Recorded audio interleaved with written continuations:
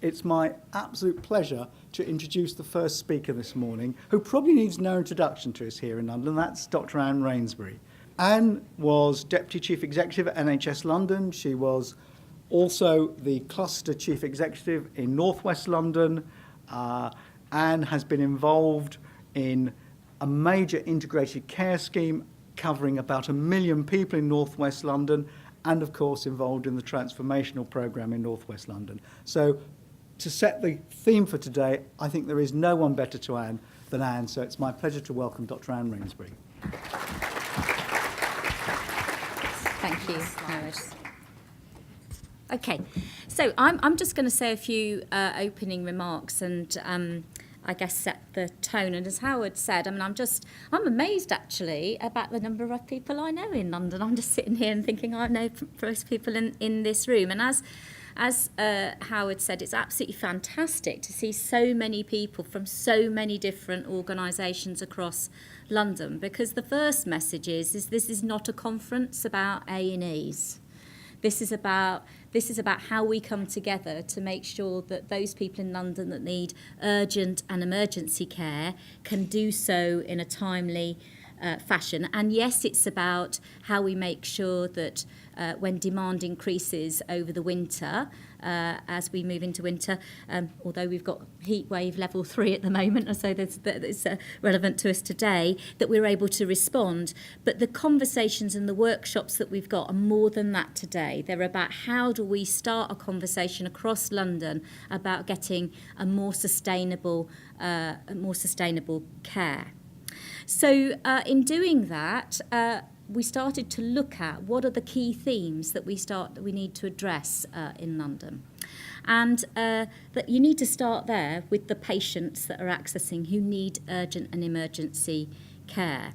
And one of the key things for us is that we need to design the services, we all know that, around the needs of those particular patients. And I wanted to start with, I asked the question the other day, so who are the people across London who are attending our A&E departments? Because that has to be the starting point in relation to how we design care. And one of the things that I was very, very surprised to see, and I suspect there's lots of people in this audience who will say, we're not surprised at all. Howard's just said that to me. But I was very surprised to see that the biggest group that access our services are those between the ages of 20 and 29, and the biggest cohort is 20 to 39. So those are the people who are attending A&E departments in London, and that accounts for over a third of people who turn up. So a lot of the time we talk about very young children or the frail, sick elderly who've got lots of conditions that need to be cared for. But actually, you won't be able to see this, but with this graph, the big cohort are that group. And the other thing that when you look at that group, you can start to see that that group, about a third of them, don't actually proceed any more into the system. They don't have any investigations, and the vast majority are not admitted. And for those that are admitted, they're admitted for very short periods of time. So less than 24 hours. So that says to me that there is a number of people across a large number of young people where we are not meeting their expectations. And a couple of years ago, when we were looking at this in London, some colleagues went and they sat in A&E departments in London and spoke to people in these groups. And they said, why are you here? And they said, the reason I'm here is because I understand what A&E is. It's open 24 hours a day.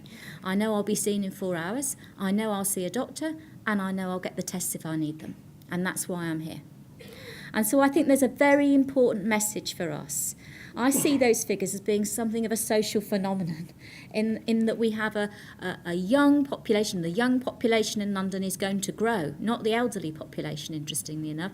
And that population are more demanding of health services, and they expect it to be convenient and easy to access. The other group, that if you could see it over time, and people know this in this audience, I don't need to tell you this, is that the numbers of people who are frail and elderly and have lots of complex conditions, that group is not the bigger group, but it's growing over time, and people are older and more complex. And what we know from a whole range of audits that have happened around London is that around 1 in 4 of those do not need to be admitted if the right services were available for them out of care. And Howard's already mentioned integrated care, and there's workshops on that, and good primary care. So I would urge you today to think beyond A&E departments and to think about how we design a system that makes sure that all of those different groups get the right care that they need. Already we have started an important discussion with London's clinical commissioning groups about how we join together to do work on primary care.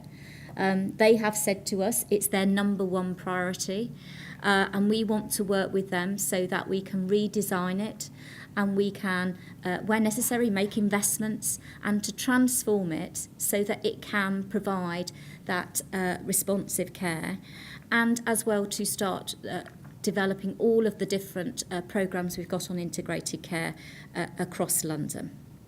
So those are my key messages. Well, make sure you get a copy of the data, because I find it quite intriguing in terms of what we do to design care around patients. And I hope to talk to many of you throughout the day. I'm staying for the whole day, so I'll see you in some of the workshops.